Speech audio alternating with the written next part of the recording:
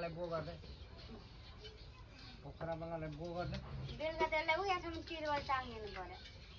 बो गर्दै बो गर्दै खुट्टामा मुट्दै